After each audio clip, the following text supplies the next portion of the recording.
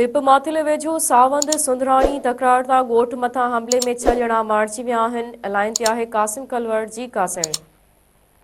जी सावंत सुंदराणी तकरार जो घोटकी ज़िले के लपेट में आ चुको है। काफ़ी वक्त का जो है सावंत सुंदराणी तकरार एक मसलो बनियल आहे घोटकी ज़िले के हवाले से।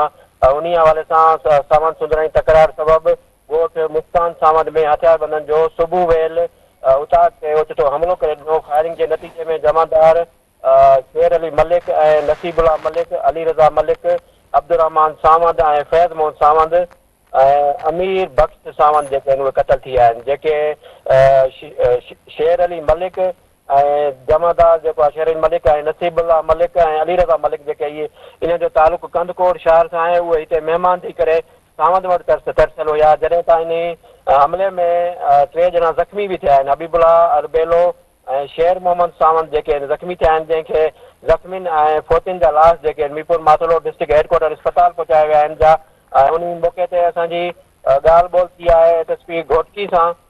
एसएसपी घोटकी जेको आहे उते पहुतो, जंहिं जाइज़ो वरितो क़बल तकरार सबब जंहिं जॻह ते फायरिंग करे माण्हू मारिया विया उन हवाले ते पहुतो। उते मीडिया सां ॻाल्हाईंदे करे अनवर खतरान जो चवणु हो त क़बल तकरार जो जे सबब सां जेके माण्हू क़तल थिया आहिनि उनजो जेतिरो ॾुख कजे उहो घटि आहे।